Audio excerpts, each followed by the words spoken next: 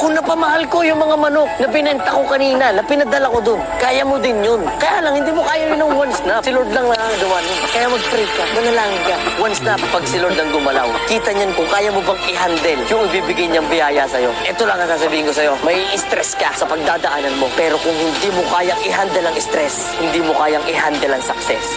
So yun mga kasabong. Kaya kung galing po ako dyan sa tig 2.5 na manok, galing po ako sa tig 3,000 na manok, galing po ako sa tig 5,000 na manok. Ayun mga kasabong, sinabi mo, huwag na lang kayo magbenta. Kasi backyard lang kayo. Ano yun, hanggang doon na lang po sila. Hanggang doon na lang po kayo. Ako masabong, it's all about your sipag. Kapag may pangarap ka, dapat walang dulo yung sipag mo. Tatay, sana pakinggan mo to. Hindi porkit matanda na tayo, hindi na natin kayang tuparin yung pangarap natin. Mga kasabong, ako po, galing po ako sa Binabahan Farm. Pero bakit nandito na po ako? Kasi pinaghirapan ko. Ultimong birthday ko nagtatrabaho ako. Kasi may pangarap ako para sa sarili ko. May pangarap ako para sa pamilya ko. May pangarap akong iahon pati mga kaibigan ko. Pero ikaw, hindi po tayo sinisilang ng kilala na kagad. Siyempre tayo po, magpapakilala po tayo sa tao. Di ba? Magpapakilala po tayo.